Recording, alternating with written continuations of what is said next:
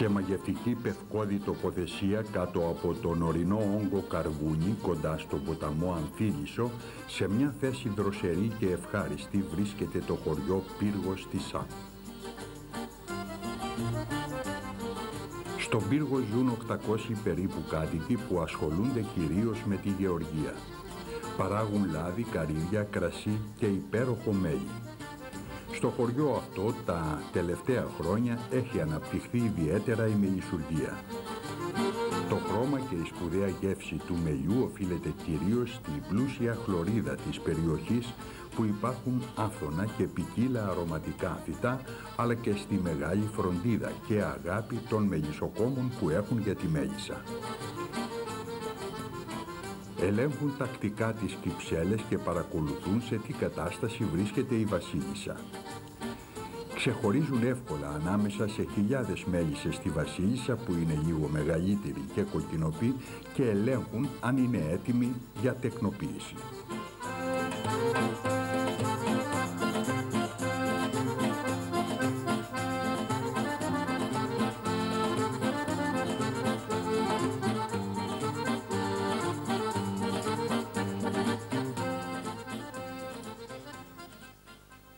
Θα βγει έξω στον αέρα, έχει πολύ γρήγορο πέταμα, πολύ πιο γρήγορα από τη μέλισσα, και θα βγει, θα κάνει στη ζεστή ώρα του καλοκαιριού, της ανοίξεως, στη ζεστή ώρα της ημέρας, θα βγει να κάνει τον περίπατό της. Στον αέρα, πολύ γρήγορα. Όμως το μελίσι είναι προετοιμασμένο, η κυψέλη, ότι θα βγει η βασίλισσα. Και όλοι οι κυφίνες αυτοί οι οποίοι θα ακολουθήσουν την πορεία της, το γαμήλιο ταξίδι αυτό που λέγεται, θα βγουν στον αέρα και θα την κυνηγάνε. Ο πιο γρήγορος, ο πιο νταΐς, ο πιο καλός κυφίνας, εκείνος θα γονιμοποιήσει τη βασίλισσα. Θα τον γονιμοποιήσει στον αέρα. Και θα γυρίσει πίσω η βασίλισσα, θα μπει στην κυψέλη και θα παραμείνουν τα γενετικά του όργανα στα οπίστια της βασίλισσας.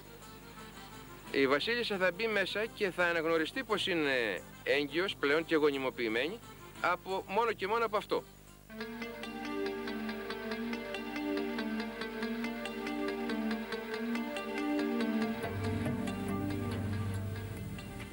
Ο μελισσοκόμος Γεώργιος Χατζηδημητρίου, ο καθηγητής όπως τον αποκαλούν στην περιοχή λόγω της μεγάλης πείρας που διαθέτει, μας μίλησε για τη μέλισσα και τα τόσα άλλα που μας προσφέρει εκτός από το μέλι αυτό το θαυμάσιο ημενόπτερο έντομο, η μέλισσα.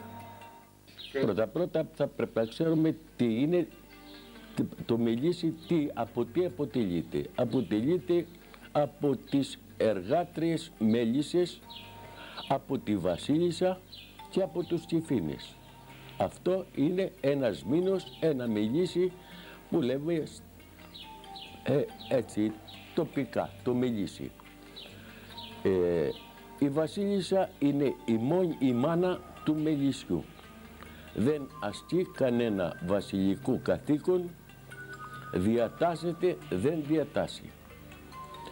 Έχει ένα κεντρί το οποίο το χρησιμοποιεί μόνο όταν πρόκειται να έρθει σε επαφή με άλλη βασίλισσα μέσα στην κυψέλη, που θα μονομαχήσει για να μείνει μία από τις δυο κυρίαρχες.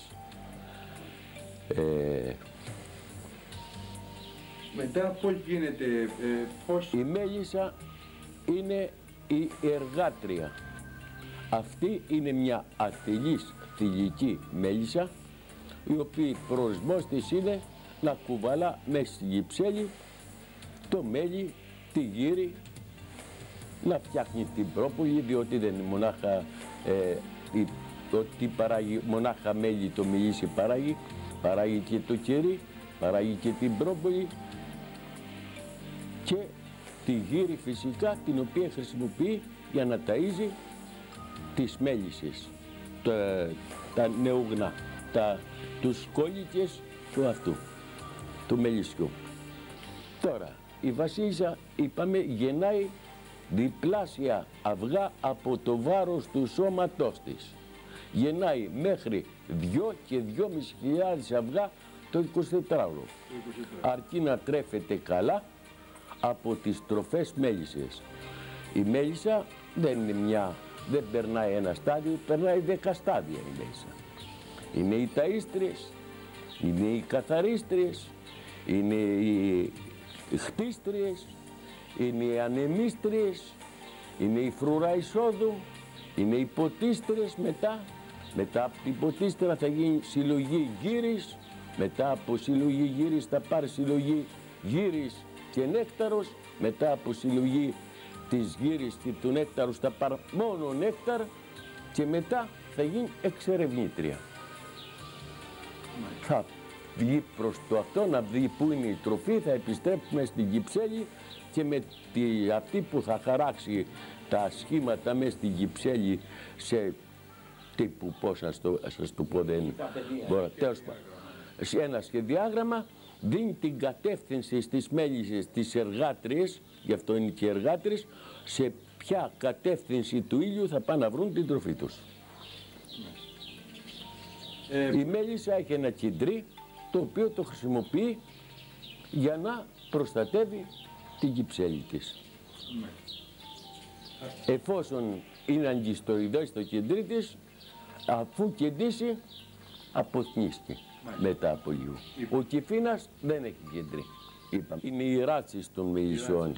Η μακεδονική παραδείγματι ράτσα των μελισσών δεν κεντάει. Όχι. Απέναντίας η νησιώτικη είναι επιθετική. Αλλά παράλληλα φέρνει και περισσότερο μέλι στην Κυψέλη. Εσείς εδώ είπατε τι έχετε? Εμείς έχουμε την νησιώτικη ράτσα, η οποία είναι επιθετική. Χωρίς μάσκα, χωρίς καπνό δεν μπορείς να πας στο μέλισι. Αν τα πας θα σε κεντήσουν πολλές, πάρα πολλές και... Να μας πείτε λίγο για την παραγωγή του μελιού και την ποιότητα. Και μας ενδιαφέρει να μάθουμε επίσης ποιο μέλι έχει λιγότερη ζάχαρη, ποιο κάνει για τους διαβητικούς, θα το πούμε έτσι, κάνει να τρώνε διαβητικοί μέλι. Ακούστε εδώ, από ό,τι τουλάχιστον επιστημονικά και από ό,τι ξέρω και από ορισμένους γνωστούς μου που έτυχε να τους μεταδώσω την είδηση αυτή από επιστημονικά περιοδικά, το μέλι είναι μια, πώς σας πω, τροφή η οποία δίνει δύναμη. Κάνει για τους διαβητικούς ή μάλλον για αυτούς που έχουν ζάχαρο. Δεν έχω υπόψη μου για διαβητικούς, για ζάχαρο. Έτσι κάποια φορά κάποιος... Ποια τροφή δίνει στη μέλισσα λιγότερη ζάχαρη? Δεν έχει το λιγότερη, η μέλισσα φέρνει. Ακούσαμε το πευκό μελοϊ. Να σας πω, υπάρχουν πολλών ειδών μέλια. Καταρχήν είναι τα λεγόμενα ανθόμελα. Όσα αυτά έρχονται από τα άνθη του αγρού. Είτε είναι μπαμπάκια, είτε είναι καλαμπόκι, όχι, είτε είναι από μπουστανικά, καρπούζια, πεπόνια αυτά κλπ. Είτε είναι του καπνού, από καπνό, πολλών ειδών ανθοφορίες που έχουμε. Αυτά είναι ανθόμελα. Είτε είναι ρίκι, ρίκι το λέμε εμείς, είναι το λεγόμενο κισούρι, αλλιώς λέγεται σε άλλα μέρη σουσούρα, τσάρο. Αυτό είναι η θαμνώδης ερίκη. Η άλλη είναι η δενδρώδης ερίκη. Η θαμνώδης ερίκη αρχίζει από τα ψηλά προς τα χαμηλά και ανθίζει, καθότι στο βουνό υπάρχει περισσότερη εργασία. Η ερίκη, η δενδρώδης, αρχίζει από τα χαμηλά, από την παραλία προς το βουνό. Αυτά τα μέλια είναι όλα ανθόμελα. Αυτά τα ανθόμελα είναι 9 νερό, 1 ζάχαρη. Μετά η μέλισσα θα τα εμπλουτίσει με 200 περίπου ιδιότητες και θα το οριμάσει το μέλι, θα αφαιρέσει το 75% της υγρασίας του και μετά θα αρχίσει, αφού το οριμάσει, το συμπυκνώσει, το οριμάσει που λέμε και θα αρχίσει να το σφραγίσει. Αφού το σφραγίσει πια είναι όριμο έτοιμο μέλι. Όλα όμως τα μέλια είναι εξίσου καλά, διότι εδώ στη Σάμο εμείς έχουμε το λεγόμενο πευκόμελο. Είναι μελίτωμα της πεύκης. Τα μέλια, είπα, είναι όλα τα ίδια. Εξαρτάται τι θα κάνει ο μελισσοκομός. Αν πάρει όριμο το μέλι από τη gypsέλη. Αυτό είναι το μυστικό. Έχουμε να μας πείτε τίποτα για ασθένειες, υπάρχουν ασθένειες? Υπάρχουν ασθένειες πολλών ειδών. Υπάρχει αυτή πρώτα-πρώτα η νοζεμίασης. Είναι μια ασθένεια του Μαΐου, είναι η μαύρη ασθένεια, είναι η αμερικανική συψυγωνία, είναι η ευρωπαϊκή συψυγωνία. Πώς αντιμετωπίζετε τις ασθένειες, κάνετε κάποια... Υπάρχουν θεραπευτικά να πούμε. Τώρα για μας εδώ πέρα, εγώ δεν παρατήρησα ποτέ στο μελισσοκομείο μου αμερικανική συψυγωνία. Πολλοί λένε ότι υπάρχει. Το υπάρχει όμως, εφόσον υπάρξει αμερικανική συψυγωνία, τα μελίσια καταστρέφονται ολοσιερώς δια πειράς. Έχουμε τους εχθρούς, είναι το άκαρι. Άκαρι βαρουά. Τι είναι αυτό, κύριε? Ζαξοψώνι βαρουά. Είναι ένα αυτό που μας ήρθε από την Ασία. Από το 1956 ξεκίνησε από την Ασία και το 1978 μπήκε από τη Βουλγαρία μέσα προς τη αυτή και εμείς το πήραμε το 1979 από τη Σάμο. Αυτό είναι το άκαρι, ένα με 4 ζεύγη ποδών, το οποίο κάθεται απάνω στη μέλισσα και πίνει το αίμα της μέλισσας, την νεμολύφη. Και όταν πιάσει, πιάνει και το γόνο. Οι μέλισσες γεννιούνται χωρίς φτερά, χωρίς πόδια, χωρίς αυτό. Όταν το πιάσει... Πώς γεννιέται από το αυγό, μπορείτε να μας πείτε πώς ακριβώς γεννεί η μέλισσα? Γεννιέται με ένα αυγό από τη βασίλισσα. Παραμένει αυγό 3 μέρες, όρθιο την πρώτη μέρα, λίγο πλαγιαστό τη δεύτερη και την τρίτη πλαγιαστό τελείως. Μετά εκολάπτεται, γίνεται σκόλικας. Ο σκόλικας παραμένει την πρώτη μέρα ένας, τη δεύτερη πιο λίγο, την τρίτη μετά. Μετά γίνεται νύμφη. Βγάζει φτερά. 3 είναι αυγό, 3 είναι σκόλικας, 3 νύμφη. Μετά σφραγίζεται και μπαίνει στο στάδιο της νύμφης. Για να βγει μετά από 12 μέρες σε τέλειο έντομο. Ο βασιλικός πολτός είναι αποκλειστική τροφή της βασίλισσας. Αποκλειστική. Με αυτόν τρέφεται η βασίλισσα. Και εφόσον τρέφεται καλά από τις ταΐστριες μέλισσες, τη συνοδεία της δηλαδή, τότε περισσότερα αυγά γεννάει. Αυτόν εμείς τις τον παίρνουμε τον πολτό και τον πουλάμε πανάκριβα? Θα σας πω τώρα. Ο βασιλικός πολτός λοιπόν δίδεται και τις πρώτες 3 μέρες γίνεται και τους σκόλικες των μελισσών ή των κυφήνων. Τις υπόλοιπες άλλες 3 μέρες τρέφονται με γύρι και μέλι. Αλλά η βασίλισσα αποκλειστικά τρέφεται με βασιλικό πολτό. Επειδή είπαμε ότι η βασίλισσα γεννάει διπλάσια αυγά από το βάρος του σώματός της, τρεφωμένη με το βασιλικό πολτό, οι επιστήμονες διερευνήσαν και λένε φέρνει μια ευεξία. Η γύρις των ανθέων και εκείνη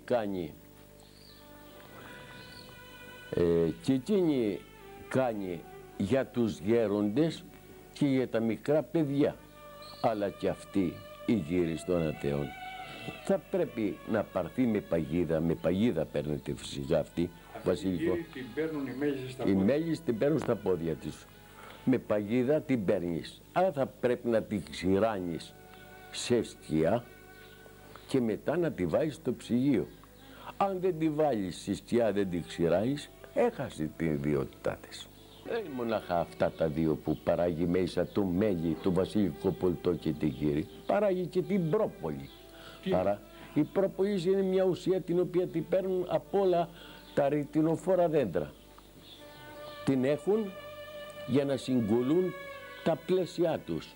Εκτός όμως από τα πλαίσια, αν και οποιοδήποτε είτε ερπετό ή λιγούδι που λέμε μικρά, μπουν μες στην κυψέλη και το κεντήσουν, οι μέλισσες δεν μπορούν να το βγάλουν έξω, είναι μεγάλο. Τότε το επικαλύπτουν με αυτή και πάει να βρωμίζει την κυψέλη. Κάποτε παλαιότερα την πρόμπολη την κάνανε και αληφή. Πρόμπαληφή λεγότανε, η οποία και μάλιστα έχει ιδιότητες και αντί για το μερκουροχρώμ, αν βάλει σε μια πηγή απάνω από αυτή την καθαρή πρόμπολη, αφού την διαλύσεις με ινόπνευμα 95%, είναι θεραπευτικό. Θεραπεύει πληγές και τέτοια. Και εγώ μπορώ να γίνω μεσοκόμος, και εγώ και εσύ και οποιοδήποτε. Αρκεί να αγαπήσεις και να πονέσεις τη μέλισσα. Είναι βέβαια πολύ όμορφη και ενδιαφέρουσα η ζωή του χωριού. Αγνά και γευστικά τα προϊόντα των γεωργών. Μεγάλο το μεράκι και η προσφορά τους. Μεγάλα όμως είναι και τα παράπονα των γεωργών. Οι τιμές αγοράς των προϊόντων τους, ιδιαίτερα του λαδιού, είναι τραγικές. Μιλάμε για μια παραγωγή. Για μια παραγωγή που περιμένεις από την ελιά τη δικιά μας εδώ της Αμιώτικιας στα 2 χρόνια να πάρεις παραγωγή. Μια παραγωγή στους 3 τόνους, που για να μαζευτεί 3 τόνοι λάδι πρέπει να μαζέξεις γύρω στα 20-25 τόνοι ελιές. Δηλαδή μια παραγωγή για να πιάσεις γύρω στο 1,5 εκατομμύριο.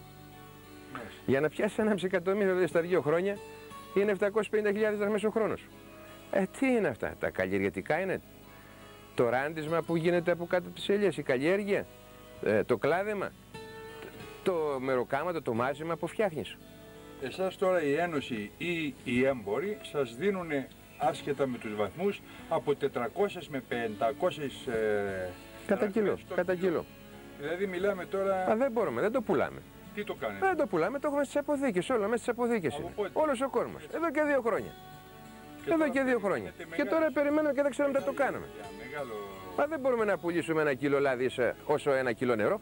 Όσο κάνει ένα μπουκαλάκι. Ένα μπουκάλι νερό. Και να το πάρεις και παγωμένο και πας και πιο κάτω το πάρεις σε παραθαλάσσια περιοχή, το πληρώσεις 2 κιλά λάδι ένα. Το λάδι είναι για να μην μαζεύουμε ηλιές πια. Πιο ακριβό το νερό από το λάδι. Πάω μαζένω, πέφτει τα τυρά μου να μαζένω ηλιές, τις φορτώνω και τις ξεφορτώνω και δεν μπορώ να ζήσω. Δεν μπορώ να πάρω ζευγάρι παπούτσα. Δεν μπορώ να φάνε τα παιδιά μου. Έχω 4 παιδιά. Τα μηγάλουσα όλα μέσα στα μαντριά. Το λάδι είναι η τελευταία πια παραγωγή, δεν υπολογίζεται. Το λάδι τα έχουμε μέσα στα κατόια, δεν τα πλήσαμε, δεν το παίρνε. Του θέλουν τσάμπα, 3 εκατοστάρκα τουλάχιστον, μα του παίρνει 3 να το τρώει και ο κόσμος 3. Μου το παίρνει από εμάς και του πλώνει 2.000 το κιλό. Πρέπει να γυρίσει αυτό σήμερα που λέγεται κράτος, να κοιτάξει τον γεωργό γενικά. Γιατί δεν είναι μόνο η ελιά, έχει πολλά προβλήματα ο γεωργός. Ακόμα και η σύνταξη που παίρνει ακόμα με τις 30.000 δραχμές είναι ψίχουλα. 30.000 είναι. 30.000 δραχμές. Γύρω στις 30.000. Είναι ψίχουλα. Τα δεν του φτάνουν για τα φάρμακα. Τα φάρμακα που σήμερα τα πληρώνει και τα ακριβοπληρώνει. Πρέπει για να πιει το καφεδάκι του. Άσε ο γεωργός που θα πάρει τη σύνταξη δεν είναι πια για να πιει ούζο και ρετσίνες και μπύρες. Για να πιει το καφεδάκι του πρέπει να ασχοληθεί και με κάτι άλλο. Κι ας είναι 80 χρονών, κι ας είναι 75 χρονών. Πρέπει να κάνει και το κρεμμυδάκι, να κάνει και το μαρούλι, να κάνει και την ντομάτα του για να το περισσέψουν να πιει και καφέ. Αλλιώς δεν το περισσεύουν να πάρει ούτε ψωμί. Διότι στο χασάπι να πάει να πάρει 2.000 δραχμές 1 κιλό κρέας, με τις 30.000 δραχμές δεν περνάει. Θα μου πεις, γέρος είναι, τι το κάνει το κρέας? Μα δεν μπορεί να τρώει όλο και όλο φάβα και κουκιά και φάβα που τα κάνει ο ίδιος. Αναγκάζεται να θρέφει και τις κότες, αναγκάζεται να θρέφει και τα κουνέλια του για να μπορέσει να ζήσει. Αλλιώς δεν ζει πια ο γεωργός όπως τον καταντήσανε. Ούτε και νέοι πλέον, όσοι και προμούρα είχε το κράτος να κάνει καινούριους γεωργούς, με αυτές τις συνθήκες, με τα ψέματα δεν ζει. Δεν μπορεί να ξεκινήσει ο γεωργός, ο νέος, να κάνει τέτοια πράγματα. Τι κάνει ο νέος εδώ? Τα εγκαταλείψει. Λοιπόν, τελικά εμείς που είμαστε ακρίτες στο νησί αυτό που λέγεται Σάμος, που είμαστε 1 χιλιόμετρο μακριά από την Τουρκία και που δεχόμαστε τόσες απειλές και που οι άλλοι καλοπερασάκηδες επάνω λένε «Α, στους καλά είναι αυτοί στη Σάμο εκεί πέρα, εμείς θα βγάλουμε το φίδι από την τρύπα». Αυτοί έτσι τελειώς θα το βγάλουν. Αυτοί θα μπουν μπροστά. Γιατί έχουμε την περιουσία μας, έχουμε τα παιδιά μας, έχουμε την οικογένεια μας, τα σπίτια μας. Δεν πρόκειται να φύγουμε από εδώ εμείς. Εμείς το ξεπεράσαμε. Τα παιδιά μας θα φύγουν. Δεν μπορούν να καθίσουν εδώ. Μα εδώ... Θα πάνε να γράψουν καλύτερες δουλειές, καλύτερες τύχες. Αυτή δεν είναι τύχη πια. Μπορώ το γιο μου, εγώ τα δύο παιδιά, τα αγόρια που έχω, να τους πω ελάτε να γίνετε ελαιοκαλλιεργητέ. Άντε με τα 500 δέντρα αυτά που έχω, άντε να τους πω ελάτε καθίστε εδώ να γίνετε καλλιεργητέ, να καλλιεργείτε την ελιά. Και να πουλάτε 400... Πώς θα ζήσουν, τι θα γίνουν. 400 δραχμές θα βγει να πιει ένα ούζο. Το βράδυ θα πιει ο νέος ένα ούζο. Αναγκάζονται λοιπόν οι... Να δώσει ένα κιλό λάδι να πιει ένα ούζο.